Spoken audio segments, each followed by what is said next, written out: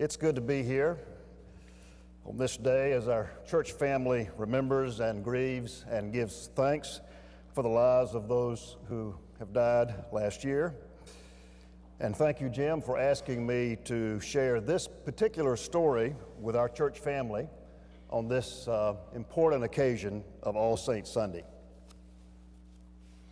The story begins in early 2017 when Steve, a lawyer from Raleigh, North Carolina, wrote an email to two of his old friends, a retired Navy chaplain from Henderson, Kentucky named Alan, and to a former minister of pastoral care from Greenville, South Carolina. Steve's email to us began this way: I invite you to consider going with me on the Camino de Santiago. It's a centuries-old Catholic pilgrimage across northern Spain, ending in Santiago at the Cathedral of St. James. Well, we accepted Steve's invitation, and after months of planning and training and acquiring all sorts of necessary gear, we flew to Paris and then took several trains over to a small village in the Pyrenees and began a long journey across northern Spain. We had read books, watched a movie about the Camino, we had spoken with others who had previously made the trip, but we really didn't know what to expect. We were stepping into something that was largely uncertain and unknown to us. And this is true for all of us in our everyday lives. We step into a new phase of life that is uncertain territory, like going to a new school, starting a new job, moving to a new city, retirement, or beginning a journey into grief. Sometimes we don't really know what to expect. This was not a sightseeing trip. We took no excursions along the way. Mostly, we just walked. Nearly every morning, one of the three of us would ask, "What do you guys want to do today?" And someone would invariably respond, "Hey, why don't we go for a walk?" We met fascinating people along the way. We met Kevin, a businessman from Seattle who was walking the Camino by himself because, as he said, he needed to turn some things around in his life and needed time to think. We met Anna and Tina, two young, highly successful businesswomen from Sweden who told us they were burned out. They were dissatisfied with their jobs, so they quit their jobs and were walking the Camino to give themselves time to reflect and to decide what they really wanted to do with their lives. We met people who were walking in order to recover, to heal after going through some troubling event. People who were walking to refresh a sense of spiritual connection. And we met some who were grieving and just needed some time. We met people for whom walking the Camino was a very solemn and serious time of worship and devotion. But we met many others who viewed the experience as just another vacation, an adventure, a physical challenge in a place known for its beautiful scenery. There were a few humorous experiences along the way. At least they seem funny now. Like the time we were spending the night in a hostel. We were in a very small room with a dozen or so bunk beds, 15 or 20 men and women from several different countries, pretty tight quarters, if you know what I mean. As we were getting ready to go to bed, one of the three of us, not saying which one it was, but one of the three of us accidentally met a lovely woman from Vancouver who happened to be sitting up in her bunk bed while in the process of putting on her pajamas. In the process. That's all you need to know about that story. Except that her name is Joanne. And we stay in touch. So. We met people from, don't we, dear? Yeah. We met people from 27 different countries throughout our journey, and everyone had a story to tell and seemed eager to share. When you're walking several hours each day, there's plenty of time for listening and sharing, and the setting itself invites a deep level of honest and open conversation. We frequently shared stories about loved ones and friends who had died. We remembered parents and grandparents and close friends, and we gave thanks for these individuals and talked about their influence in our lives. And we talked about how they are still part of our lives and in some sense still with us.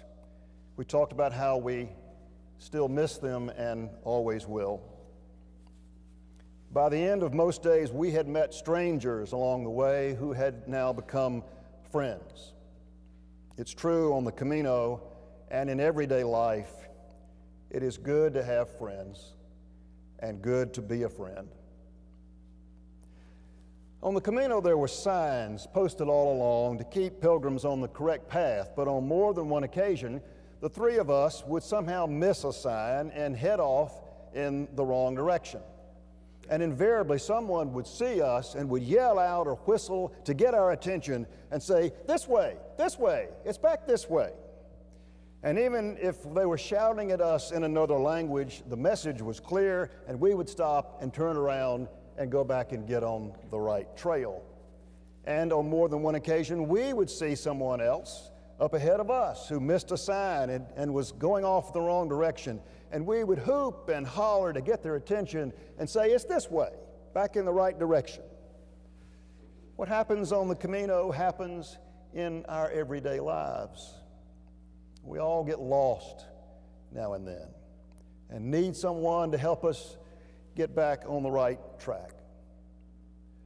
Why else are we here? Why else are we here if not to help one another?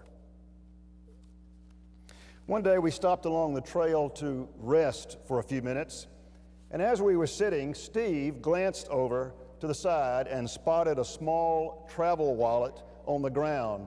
He opened it, took a look. There was a stack of euros, a couple of credit cards, and a South Korean passport with a picture of a young woman in this wallet. Now, some days there were few other pilgrims in sight on the trail, but luckily this day we could see others up ahead. And so we yelled to those folks up ahead of us, hey, somebody has lost their wallet. Pass the word. It's a young woman from South Korea. Pass the word. And we could hear pilgrims yelling to other pilgrims that were within earshot, hey, pass the word. Someone has lost a wallet. Let them know. And sure enough, eventually the young South Korean woman discovered that she had left her wallet behind, and in a state of utter fear and panic, can you imagine? In a state of panic, she began running back to the place where earlier she too had stopped to take a little break. As she began running, eventually she came across other pilgrims who were able to put her mind at ease. It's okay, it's okay. They have it. Those three old guys down the trail, they've got your wallet, they've got it. What happens on the Camino happens in our everyday lives. There are times when we catch a glimpse of some basic underlying goodness that draws us together in times of joy and in times of pain. That basic underlying goodness is on display in here this morning. That basic underlying goodness is on display at the Tree of Life Synagogue in Pittsburgh. On the Camino, we were reminded that we need to help each other as we travel this journey called life. There were some relatively easy days along the journey, but there were also strenuous days of walking 18 or 19 miles with lots of hills. Most days were beautiful. The weather was fine, clear, and mild temperatures, but there were days when it was hot and days when it was cold. We had good weather, but we also had rain and fog and even smoke from forest fires a couple of days. We walked on paths with amazing views of mountains and open farmland and beautiful forests and rivers and streams and sights and sounds that brought feelings of tranquility and serenity and peace. But we also walked along some four-lane highways and in a few crowded cities and noisy industrial areas. Life is not one beautiful, breathtaking scene after another for any of us.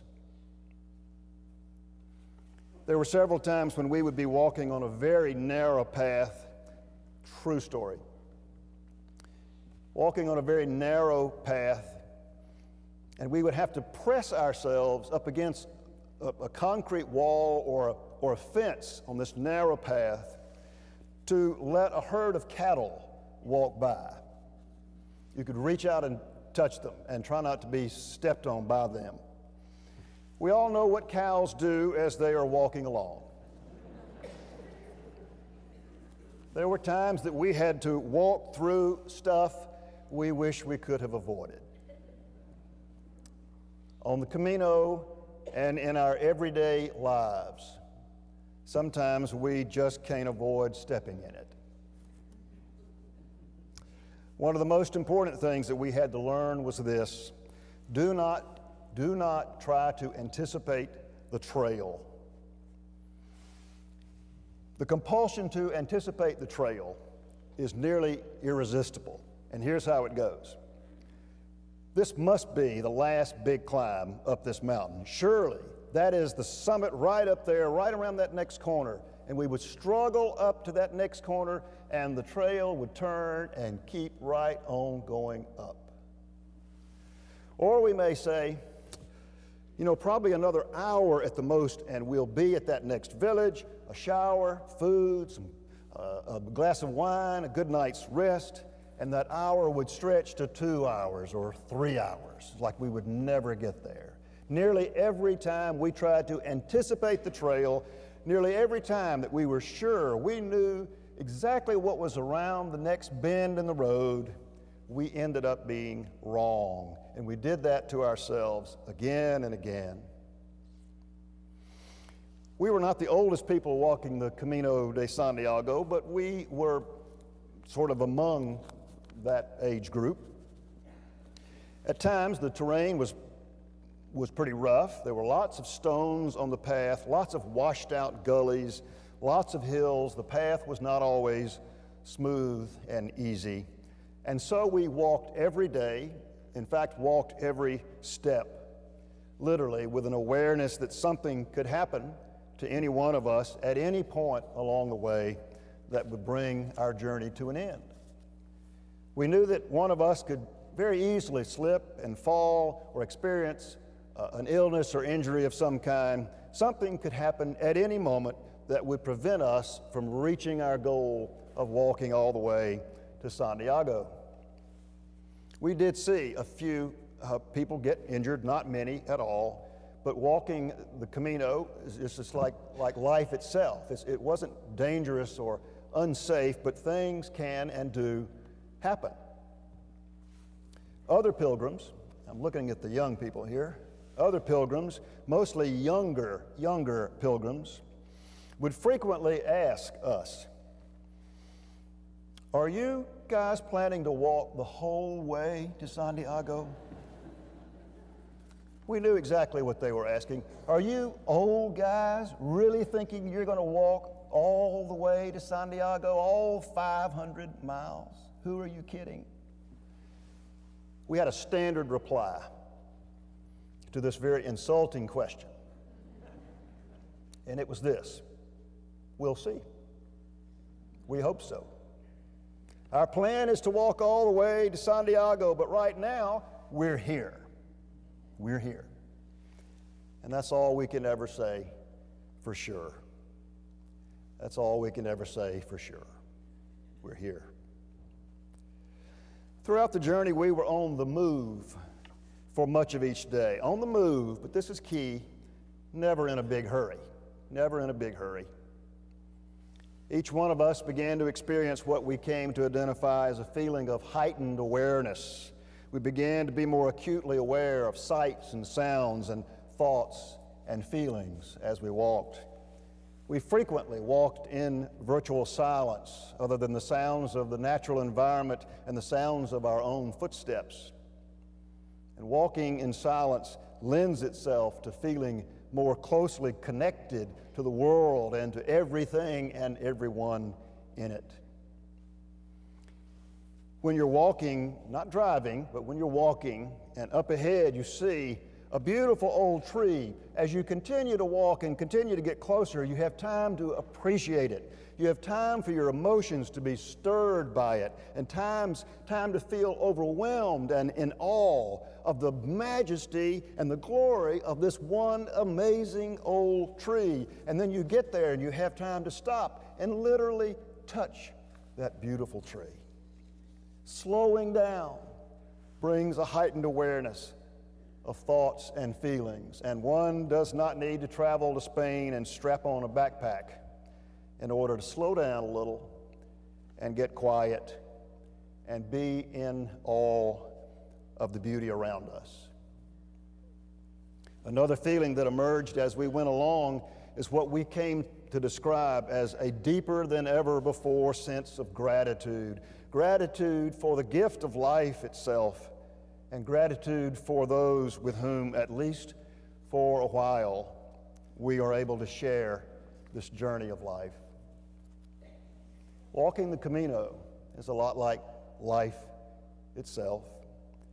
It's a journey filled with uncertainty because we can never anticipate the twists and turns up ahead. Like the Camino, life itself is a journey where something can happen at any moment that will change everything. Like the Camino in life itself, there are times when we feel strong, our spirits are high, and times when we are weary and find it difficult to take even one more step. What happens on the Camino happens in our everyday lives. There are times when we are confident that we're on the right track, and times when it becomes very clear to us that we have taken a wrong turn and need to turn back. Life itself is a pilgrimage. And yes, there are even times when we doubt the meaning of life itself, but there are also those times when we may feel somehow in tune with something greater than ourselves. Times when we feel connected to something that we cannot see or understand. Times when we are in awe of some grand mystery that we can't define or describe, and yet we know it is real. And we feel caught up in it, surrounded by it, connected to it, and maybe even loved by it. My friend Alan was inspired through reading certain verses of Scripture as we walked the Camino. My friend Steve found great inspiration in reading beautiful poems about nature and spirituality. Some of you are not surprised to learn that my inspiration came from singing and humming my way across northern Spain. And there was one song in particular that always touched my soul and lifted my spirits, and it still does. It moves me to a place too deep for words.